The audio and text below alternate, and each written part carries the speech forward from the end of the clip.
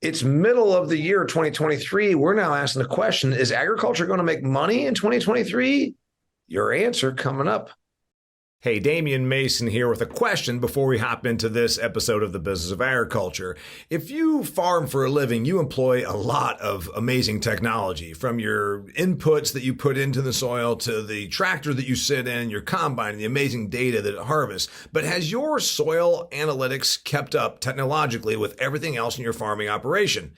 I would venture to say that no, it is not. Sure, you check for your nitrogen, your phosphorus, your potassium, your micronutrients as well. But what about disease pressure? Do you know what diseases and what pests you're going to face next year? No, you don't. But you can now figure that out with Pattern Ag's predictive analytics. Think about it. They can tell you now with testing what the likelihood of facing nasty diseases, things like cyst nematode or sudden death syndrome, what the likelihood of you having this in your field. Then you know how to prepare, how to treat, and where to invest your money. It's using technology to make you bigger yields and therefore make you bigger money. Go to www.pattern.ag to learn more. They are pioneering the way in predictive agronomy.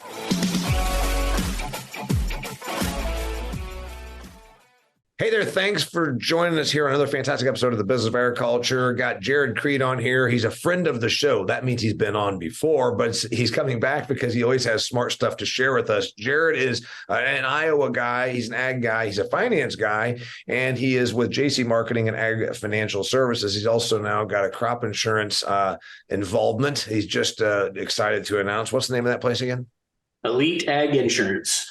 So Jarod and I are talking about this, and I said, hey, I want you to come on because now's about the time. We're recording this in July. It's July 21st right now, and he wanted to make sure that I recorded it right before I released it. That way, all the information didn't get changed in 4 weeks while this episode sat in the can. So this is as current as we can. We're recording on Friday, releasing on a Monday. So if you're listening to this 3 months later, sure, things might have changed. But the question now, July 21st, 2023 is, looking ahead, what's it going to be like? Is ag going to make money? Now, I can't speak specifically for maybe some very specialized crops. You know, if you're talking about organic sweet potatoes and, in a part of the world, that might be a little different. But in general, the numbers are that we've been hearing since February, we're going to be down, 13% from last year. So you tell me from your perspective as a financial advisor to farms, is agriculture going to make money in 2023? Damon, first off, thanks again for the invitation to be on. I'd break this up in three different buckets. Mother Nature has still been wreaking havoc in certain places in the Midwest. Yep. Given the high prices of commodities for the last couple of years, the safety net from crop insurance programs should be good enough to keep farms whole, maybe even move them forward if Mother Nature is impacting their yield production significantly. Okay, so first bucket, Mother Nature, and then that bleeds into the crop insurance. So what you're saying is we are having, especially not so much here in my part of the world, we got knocked early on drought, but in Indiana, some dryness. Then that's going to create a shortfall of the crop, which then is going to keep prices not where they were, but decent. And then the crop insurance levels of guarantees, you're saying because of the perfect storm of where commodity prices. There might be a few twists to that. If you think about the Western Corn Belt and the drought we experienced last year, it's nowhere near as bad this year as last year. Yep. But given the insurance prices last year, given the insurance prices this year, I think guys will be able to sustain what was going to be a very challenging year with heightened input costs coming out of the inflation environment we've been in for the last, 3 years. Yep.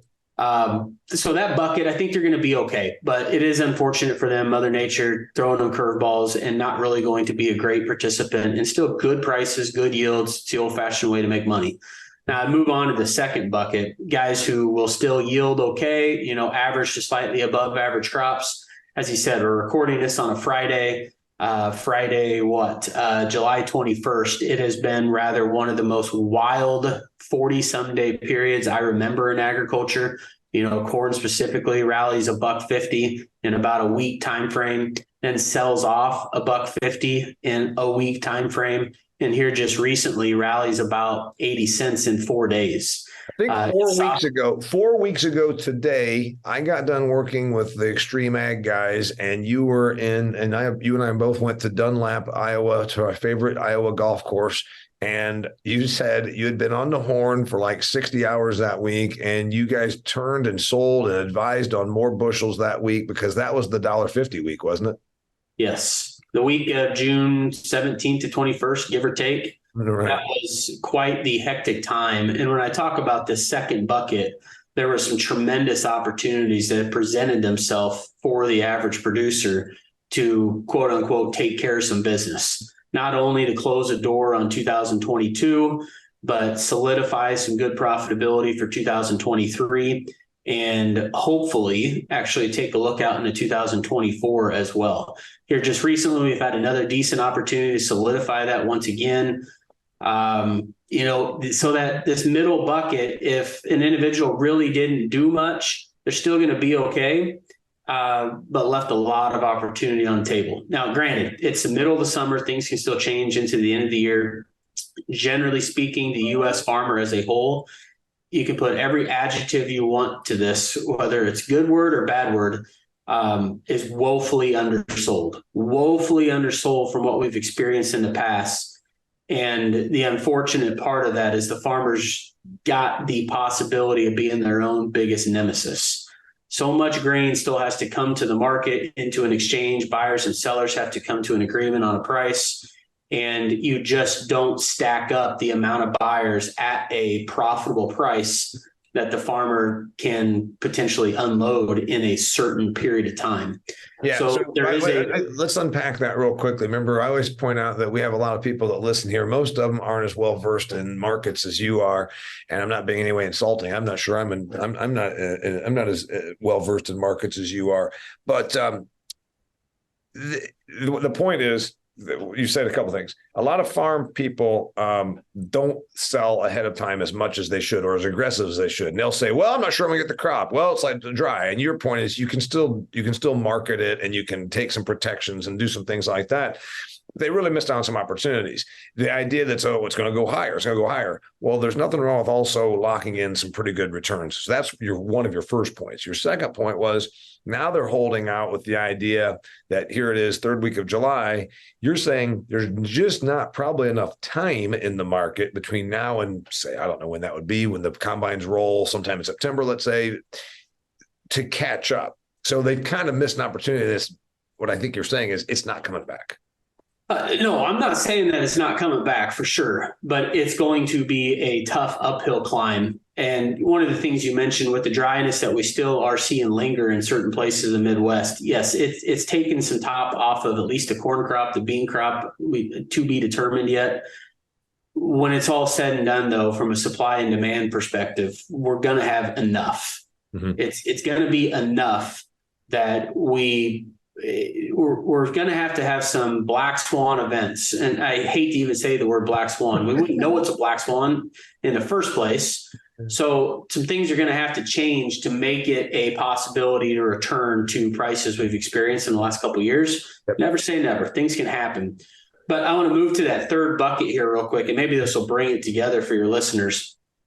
As the markets moved very, very violently, profit margins changing to the tune of hundreds of thousands of dollars a day, if not per hour,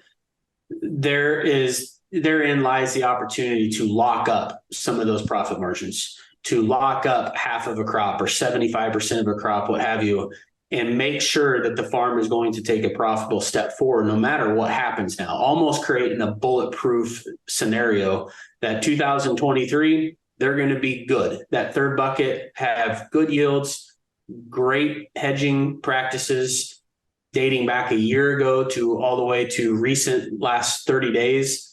They're going to be really, really good. Still might not be as good as the profit margins they were able to pull in the last couple of years, but very, very good. So as a whole, is the U.S. producer primarily to corn and soybeans going to make money this year? Yeah, I think generally speaking, they will. It's not going to be anywhere near as shiny as the last couple of years.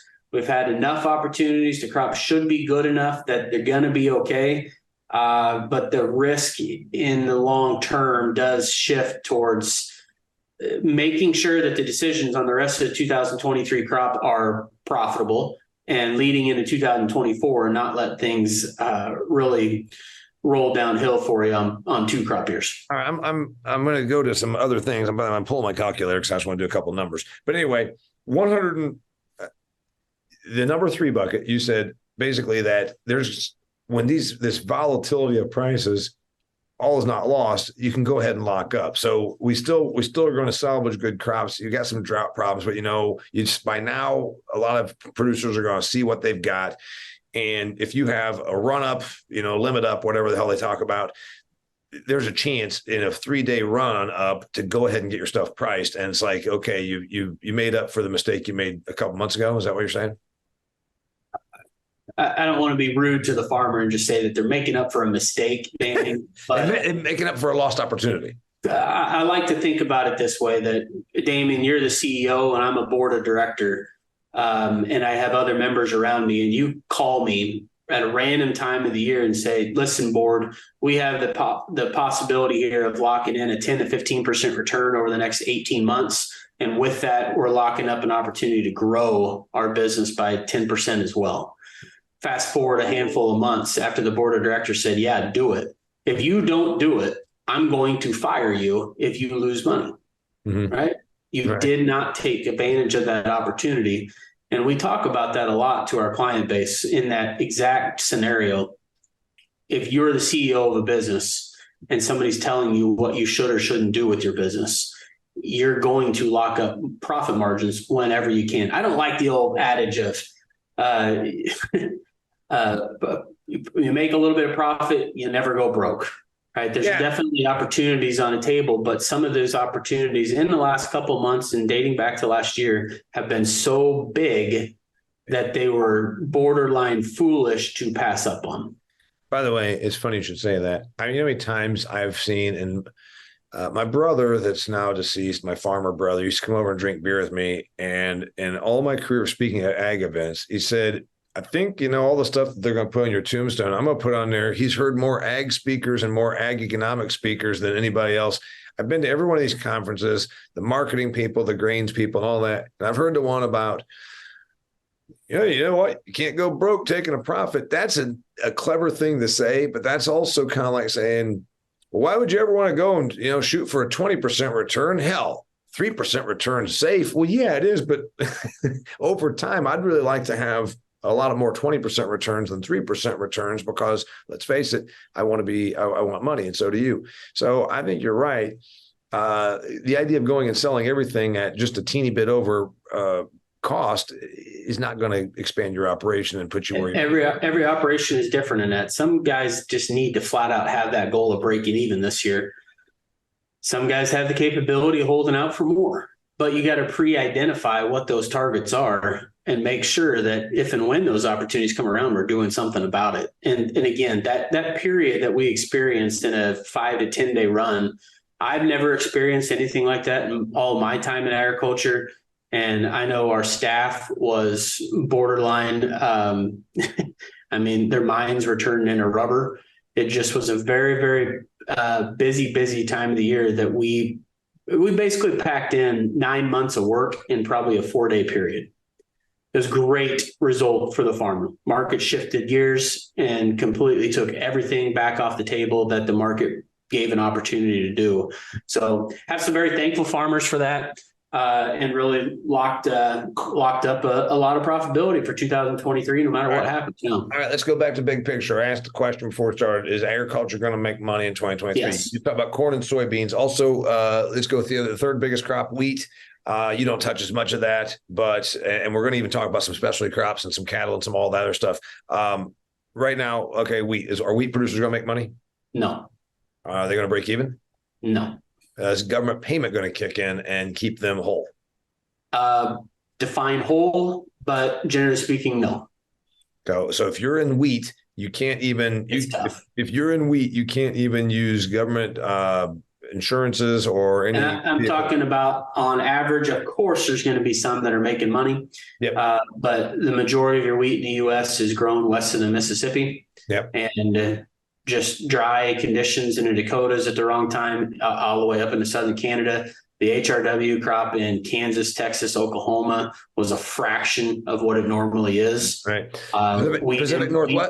Pacific Northwest or Inland Northwest, worked for a bunch of those guys out in Washington, Oregon. They've been dinged as well. And wheat prices are just, it's not necessarily about the yield and the price alone. It's also the cost of growing that crop. Mm-hmm. And they, just like corn and soybean producers, are still exposed to higher costs. It's really, really hard to pencil in much profit in wheat. Wheat's a rotational crop for most anymore, Damian. Well, except for some of those areas where that's all they can produce. When you get to Sherman County, Oregon, as my buddy Darren Padgett says, we got 3 crops here. We got wheat and we got wheat and we got wheat. But that's true. What about some of the other stuff? If you got dry land, you talk about the dry land stuff. Sorghum. There's 6 million acres of sorghum out there. Is there going to be enough money in sorghum that these people expand acres? Is sorghum making money? Sunflowers, any of that other stuff? Where are they? Sunflowers make some good money this year. Probably, and I think about our producer base in the Dakotas that grow a fair amount of sunflowers, on average, at least $250 an acre. And that's probably pushing 35% return. Sunflowers are very hard on ground. They're not grown in mass quantity. Right. It's kind of a rotational deal as well. Pretty small percentage of each operation's acres. When you get into the sorghum space, we definitely expanded sorghum acres year on year. The adage for sorghum is you make money if China's buying, and it's hard to make money if they're not buying. And at this point, China is pretty absent, but sorghum is priced in the same fashion that corn is, uses the exact same Chicago Board of Trade corn futures market. And it's had some pretty darn good opportunities presented there as well. Long ways to go on a sorghum yield, obviously, where a lot of that's grown: Western Nebraska, Western Kansas, Oklahoma, Texas. The verdict is out on that for another 3 months. I don't know much about it, but I've learned a little bit since I started working with Extreme Ag. Cotton, I'm driving down the road and I heard cotton is 81 cents, 82 cents a pound, something like this. And my guys down in the South say they like cotton. They like to grow cotton when it's more than $1 a pound. Is cotton at break even or at a loss? It's, again, just like every other crop, the input costs are climbing. Yeah. So much of it depends, Damian, this year on, are you going to have a good crop or are you going to have a poor crop? Right. If you have a poor crop, good thing is insurance prices will still keep you whole. I would sum up this way, that the U.S. farmer, they're going to make money. Generally speaking, yes, but it's going to be a fraction of what it once was in the last couple of years. And a lot of that is not necessarily driven by reductions in yields. It is just the relationship of input prices versus grain prices. We're coming off of these high input prices as we go in the next year. A good example, nitrogen source for a lot of these row crops that require anywhere from 100 to 200 pounds of nitrogen. That nitrogen expense is every bit of 50%, if not even 60, 70% cheaper year on year. That definitely puts an upbeat step in the producer going into next year. I want to talk about the prices, and I got to do a couple other things. Before I do that, I want to remind you, dear listener and viewer, first off, if you like listening to this, you might enjoy viewing it because, Jared Creed's a really good-looking guy. He's got a good-looking office. You should probably just go and watch it. It's on my YouTube channel, Damian Mason channel. Just go and type in YouTube, Damian Mason channel. Hit subscribe. Doesn't cost you nothing. I put cool videos out there. Videos this week about, like, my sauerkraut making. Videos, about cool stuff like that. Anyway, also, it's on Acres TV. That's the streaming platform that the Hefty brothers invented. It's called Acres TV. Go there and you can watch these videos. More importantly, I want to remind you, if you want to make more money and you own farmland, you are a farm operator, you want to make more money, diversify your revenue, have you considered ecosystem marketing, reducing your nitrogen inputs, which you're going to probably need to do because of environmental regulation in another 5 or 10 years, or carbon sequestration? I met Jarod because of my relationship with Kelly Garrett. I met Kelly Garrett because he's the first guy in America I ever read about who actually made money off of carbon. You know how you can do this? You can do it by going to TruterraAg.com, TRUTERRA, TruterraAg.com. Go there and figure out maybe you could be getting some money. Is it going to make you bazillions of dollars? No, but if it's practices you can do on those acres, and it's going to help your agronomics, it's going to help your bottom line, it's going to improve your soil, and you're getting paid to do it, why wouldn't you? It's a revenue source that helps you actually get the regenerative aspect of your farming operation rolling. TruterraAg.com. All right. Beef. I gotta put in another plug for Truterra there, because we're in some conversations to try to work together with our existing client base as well. We're really, really excited about it. Yep. I want to tell you that I think that's where ultimately this thing is going to go. Speaking of, is agriculture going to make money in 2023? I think ultimately we obviously know we have the crops, and then we're going to have some environmental program. It can be, I'm decreasing my usage of nitrogen, and I'm, my God, the phosphorus levels. We've thrown out phosphorus for years and years. Decreasing some of those levels. We see it like in Ohio, phosphates in the Lake Erie for the last 20 years with the algae blooms. We're going to see some environmental programs that you can make money off of. Hopefully it's incentive and not, it's carrot and not stick, because there's going to be some regulatory component to it. I think more acres are going to get signed up, like you're talking about, do the crop insurance, do the grain marketing, do the financial advisory, and then also bring in a Truterra, if you will, or a company that's involved in the pipeline of getting acres signed up for environmental programs. So I think that's where it's going to go. I agree. I need my acres signed up, and currently they are not, but that's going to happen. All right.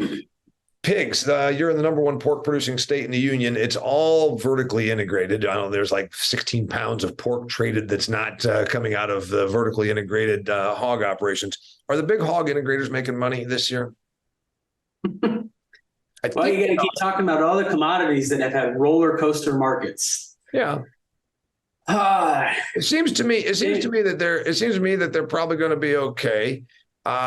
This situation is it's hard for me to understand, because I'm only average when it comes to charts and graphs with my agricultural economics. But I can tell you one damn thing in terms of that part, the grain marketing and all that stuff. I never liked it, but the hog thing, I'm not sure the numbers we see are even real numbers. You know what I mean? Like, because if you're big, you have your special deal with Tyson. And it's not really like you're trading based on what the CME group says the prices are. So it seems to me that they're okay this year. Am I right? I still hold the belief that your vertical integrated meat suppliers, whether that be pork, poultry, or beef, are going to be fine. And the main reason is because they're able to pass that price back on down to the consumer with the higher input costs. Your private outfit's a lot tougher of a game. Much tougher to game. You're kind of at the mercy of what the packer wants to pay. Yep. So, Damon, I hate to go back to this again, but everybody made money in the last couple of years. Everybody did. Right. But that time is changing. It might not be this year, but it's coming. And it's going to get tight margins again. And I think one of the first individuals that are starting to feel the squeeze is definitely in the meat sector. And that is pork, and that is the finisher on beef. Yep. The demand from the U.S. consumer from a beef sector is getting dinged every single day. If you've went to the meat counter to buy a ribeye, you probably just don't look at pork right next to it. If you want beef, you just better buy it, because you're going to be financially incentivized to buy that pork or chicken sitting right next to it. It's obviously the inflationary pressures on that. Okay, I'm holding the chart here. I had to work to print off before we hit record, and it shows me this is what Farm Bureau says, this is what USDA said. This was back in February. That's the most recent projection. They said $137 billion is going to be net farm income. That's down 15% from the year prior. We were $163 billion last year, absolute record. And it was an absolute record in nominal numbers, but I believe in real numbers, we were damn close to a real record also. If I'm not mistaken, 2013 might have been tied or just a touch above in real inflation adjusted numbers. But either way, record farm income last year, we're going to come down 15%. Expenses have not come down. Yeah, but hold on. That 15% is reflective of coming out of the 2022 crop year. Really doesn't have a lot to do with the high expenses of 2023 crop year, because a lot of this grain is turned into cash over the next 9 months. So when you think about 2013, 2012 was our last big price boom, monster prices, and a lot of that was collected in 2013. By the end of 2013, grain prices were dismal from what they once were. You go back to 2022, you had $7.50 corn. You get to the end of 2023, we're probably going to have closer to $4.50 corn. U.S. raises 15 billion bushel of corn, a $3 drop. There's 45 billion that's coming right out of those numbers that you just talked about. Yeah, now we're not gonna have every corn bushel is not going to be at $4.50 or $3, but $3 less, to your point. Correct. But collectively, I'll just spitball: corn, soybeans, wheat. It's every bit of $50 billion decrease from last year. Yeah, so if we really truly are at a $50 billion decrease, just using the big three, corn, soy, wheat, 50 billion coming off of 160, again, that's almost a third. My business doesn't really like it when I go down by a third in revenue. Your business doesn't like when you go down by 30% in revenue. Is that really what you think we're going to be when we have this conversation on New Year's Day at the end of this year? When do they publish that, Damian? I'm curious. That was February. So we're going to look forward in 8 months, and we're going to get to look back at the near record expenses that the farmer put on a table in calendar year 2023, coupled with grain prices from the end of 2022. And now you're going to be talking about the true indicator for this year. We're not going to see that till February 2024. Right. Okay. Right. No, I'm sorry, February 2025. We're obviously. My point is, it's a little bit of a laggard there. That the trend is definitely coming down. Yes, the trend's coming down. All right, are we going to survive? And then let's talk about the government payments. 2020, I think it was 2020. Our roughly half of the net farm income in the year 2020 was government payments. And that doesn't normally even recognize crop insurance, which, our farm friends get upset when we say, well, you've got this subsidy as crop insurance. Well, it's not a subsidy. Well, the truth is the government does pay for the policy, and also it makes sure that then you stay afloat and we have a food supply. So it's all good. But the point is, 2020, we had $95 billion of net farm income, 46 of which was government payments. Are we going to go back there next year? 2 years from now, we're going to end up where we're back to half of our farm income is from government payments? I don't think so. And recently, these government programs are getting, for lack of better words, tougher to attract any funds from. Mm-hmm. We've had the alphabet soup of government programs since 2018 when the trade war started. And it seems like we're running towards the end of those. The programs are getting a little bit tougher to be funded, barring another COVID outbreak or an unavoidable natural disaster that triggers a refunding towards the agriculture subsidy bucket. Now, I think that the government subsidies are coming down. Mm-hmm. And especially as a percentage of the overall income, it should be way down from the last 24 months. You think it's coming down, and is it because of the political aspect? I mean, there's still debate in the Farm Bill right now in D.C., and this may not even end up happening. Is it because of the political aspect, or is it because of societal pressure? Is it because do you think it's actually pragmatic and that there's a prediction or a feeling that we don't need it? What's the reason? Yes to all. Okay. But it's political impact for sure. It's political. But, when you think about the farm program, 10% of the SNAP program is related to agriculture. I mean, just people get kind of bent out of shape when you consider the farm program, the farm bill is that it's mostly SNAP. It's mostly food stamps. Yeah, it's mostly food stamps and welfare payments and aid to dependent children and school lunches and school breakfast. Yeah, yes. 78%, I think, is the number right now, and that number is projected to climb. 76, maybe it is. More than 3/4 of the farm bill of the USDA budget is for free food for about 43 to 45 million of 335 million Americans are participants in a food welfare program. What the U.S. farmer needs in the farm bill is to not mess with crop insurance. And that is a huge advantage that the U.S. farmer has relative to the rest of the world. Yep. And it allows the farmer to continue to be progressive, produce more with less, continue to invest in bigger and better technology, in care of the environment, so on and so on, that we don't want crop insurance to get dinged because you don't want to see that farm income in the U.S. all of a sudden be negative numbers. Yeah. And I would also wonder too that, Damian, the numbers that you're looking at there, net farm income, that's before you even start to consider opportunity costs and such. And all the individuals that I heard an updated number for the state of Iowa, for example, 87% of Iowa farm ground is debt free. I'm at 87%. 87% is debt free. And so a significant amount of that is being rented by the operator. All right. But so who we consider is making the income, right? There's still a lot of farms that are owned free and clear. Yeah, there's some great income there, but from an opportunity cost perspective, we need the farm bill. Talking about all this income in the ag space, it's not as rosy looking in the next couple of years as what the last couple of years have been, just because it was hard to not make money the last couple of years. Yeah, I think I want to go a little historical on that because, like I said, I printed off this chart. I roughly know the numbers. You and I both roughly know the numbers because we've lived it. We've worked in this industry. But the run up from 2019 to 2022, that 3-year time frame, you're talking about going from 79 billion to 163. My God, you're talking about a doubling.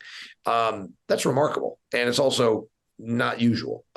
And so in a 3-year period, we haven't gone up by double, although that's not necessarily true. 09. How far does your chart go back? 2000. And I'm guessing 2008-9 was the most recent high since 2013. 11 was good. So here's essentially some numbers that you got for the listener. We hit the high water mark in 2013 with $124 billion of net farm income. And that was coming off, for your listener, that was coming off one of the worst droughts in North American history, and grain prices skyrocketed. Doubled in price. So, and you're saying, of course, the person listening is saying, well, high prices, but there was no product. Well, there was some product. And 2012, the 2 worst droughts I've seen in my life, 1988 and 2012, 88 being worse than 12. So 2013 numbers were, as you said, because of the prior year, 2012, that boosted up that revenue. So we're at 124 billion. And here's the thing. I just said in the 3 years, we hadn't seen such a run up. That's not necessarily true. 09, 4 years, from 09 till 2013, we went from 62 billion to 124, an exact doubling in a 4 year. And what happened from 09 to those years? Ethanol boom. Yeah. Ethanol really came in 04, but the build outs took a while to start grabbing those things. So then we had that. We then fell precipitously, not really precipitously, but we fell from 2013 at 124 billion to then 92, 82, 62, 2016, 62 billion. So we were back down to half of what it had been in 2013. And then we started climbing again from 2016 until, again, last year's record. So I guess at 137 billion, you're saying, well, that's still a huge number. In fact, that's the fourth highest number in my 23-year chart here. But the expenses have caught up. And that's my fear in the current environment is that we are going to return to that slide that you were talking about from 13 to 16. Yep, where we go from now, last year being the high water mark, 163, then 130, say, this year, then 100, and then we go down. So then the fear for you is that in 2026 we're at half of where we were 2 years ago, last year. I don't know about just putting a specific number on where we end up going, but that is the risk for the general operator in the U.S. today, that profit margins are going to slide, and by a significant margin. Doesn't mean that they still don't have opportunities to take care of that. And I think the unique thing in your question of, is the farmer going to make money in 2023? The ones who don't, or the ones who don't make enough, are finding themselves getting closer and closer to the exit door. So that the farms are going to get larger, and smaller farms or unsuccessful farms are going to go away. And by the way, it sounds like you're being mean, but that's been the story, as I talk about in my ag book. That one, I talk about it in that ag book. It's been the story for the last 150 years. It's been the story for a long time. The Depression did that. The Dust Bowl did that. Frankly, the early 1900s, there was a washout then. This has been the story for a long time, more than 120, probably 150 plus years. That's been the story. The thing is, if this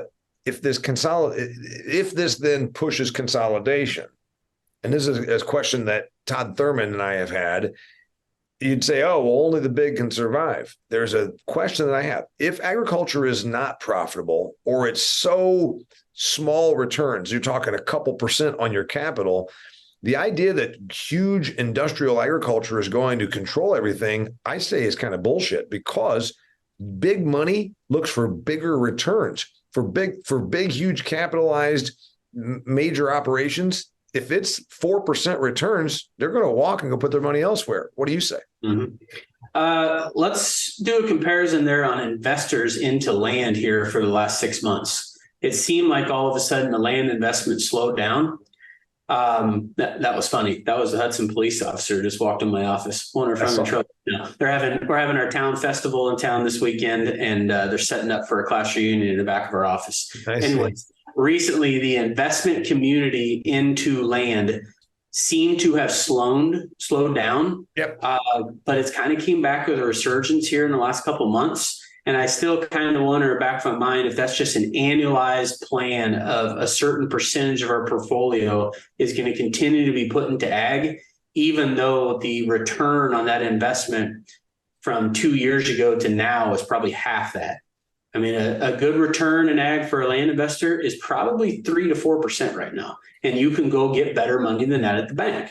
That's However, by the way, a really good return on a land investor would probably be 3%. And then you're hoping an appreciation. So then they say, okay, but I'm also going to get appreciation of the asset, over time. So let's call it 5% with appreciation, whatever, that should be 6. But yeah, 2 to 3% actual net, cash on cash, that is. But it's still a diversification. I think that's why the bid is still there from the investment community. Okay. So looking forward, if production agriculture 3 years from now is as you and I think it could be, meaning it could be much skinnier than it is right now in terms of the money being made. Your prediction is that does still expedite consolidation because the people that are there, even if it's skinny, real good operators, people you work with that are seeking you out on their financial advisory firm, et cetera, how to market, how to, do everything right. You think they still keep their head above water or even work at a degree of profitability? There's a risk of creating a negative perception of the farm that continues to grow. It's not large corporate farms. That's a myth. No, at the end of the day, all these farms are still family driven. Yeah, family entities that happen. They might have to be in corporate, yes. Yeah, when you have these family driven farms, that if you are taking care of your business and you're successfully growing over the years, if you're farming 10,000 acres and making $50 an acre, you're making a tremendous amount more money than the individual down the road farming 500 acres and making $50 an acre. The mouths to feed on the 500 acre farm versus the larger farm are obviously different. However, it still is that enough money to go around for the small farm. There's one other caveat to all this. That larger farm is taking on more and more and more risk every year. And it's not always good risk. Most investors would look at the actual cash grain operators and say, why in the world are you putting the amount of money that you are on a table for the returns that you're getting? The risks that you're taking, that's all you're generating. Mm-hmm. So it's still a risky game. So my point is the larger you go, the faster you can also fall. Mm-hmm. So you still have to be on top of what that opportunity is. And our markets are more volatile than ever from inputs and grain prices, that it creates a situation that the business efficient will drive out the inefficient. Yeah. And there's that other leg down there that if margins get tighter, it's going to be tough for the smaller farms to stick around and be able to afford the equipment that is ultimately going to be needed to continue to operate. Yeah. Last question, we said, is agriculture going to make money in 2023? It's not saying that you have to be big. It's saying that when things get skinny, generally scale matters because it's commodity production. Is there anything else that dictates, because then the person that's listening thinks that only scale matters to make money moving forward. And I don't think that's the case. And that's not really what you said. You just talked about where the chips usually fall is when we have too many skinny years. We're not going to have a skinny year this year. We're not going to have as good of a year as last year. But we're going to have a generally break even to slightly profitable year, depending on what sector you're in this year. Is there going to be any wholesale changes because of what happens this year? Yes, already is happening. And that's going to be what? There's going to be less people chasing land? No, because you said investors are still hanging around. Not the land side, but the amount of operators. And, to give your listeners another example, we talked about $7.50 corn last year, and yields could have been so-so for an individual. They meet with their banker in the middle of the year. They look at these heightened input costs for the 2023 crop, and $15 soybeans, $7.50 corn, but none of it got sold. but it's on their balance sheet as an asset at that price. Yeah. Fast forward to today, those grain prices are $5 and 12, $5 and 12. A significant drop, especially on the corn side, that now the farmer is being forced into liquidating that grain at a much cheaper price than last year. And if they didn't let go of last year's stuff, they probably didn't do anything for this year's crop yet. But yet they have extended their debt because of buying all these high price inputs. And now it just doesn't work. Right. When they sit down for the renewals this winter, and it's already happening for some operators, that there are stories out there of banks shutting guys off. So this is your final year. So that's always there, but it's more profound this year just because of the volatility in the market and the amount of dollars that move on a farm. And a listener, Damian, let's just say a 1,000-acre farmer in the state of Iowa is probably a touch below average.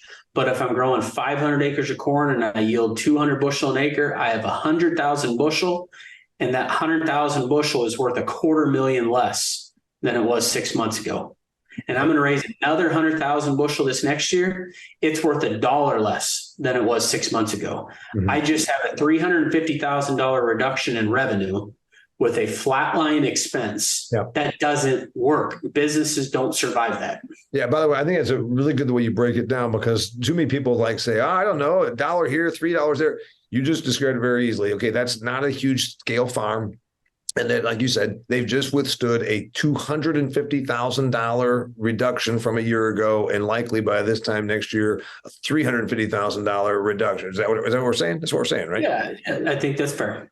$250,000. And you're saying, well, $250,000, if Microsoft can withstand $250,000 less revenue, but this operation's total revenue on that, what are we talking on that total revenue for that one is like $1.5 million. Let's just look at one other example. You're in your local community and you got a coffee shop. Yeah.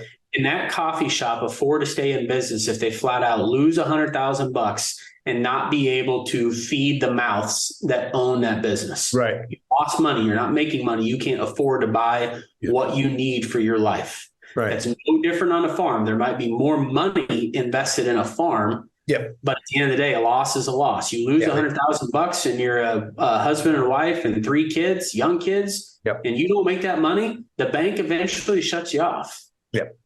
And that's might be where we're going. This year, we're not going there. This year, we're going to stay in a realm of general black. We're going to stay in the black this year. We're not in the red by any means. The pendulum is in mid motion. How about that? I'm going to leave it right there. The pendulum is in mid motion. By the way, his name's Jarod Creed. The company's name is JC Marketing and Ag Financial Services and Elite What? Elite Ag Insurance. Elite Ag Insurance. And they are elite. By the way, I played golf with this guy.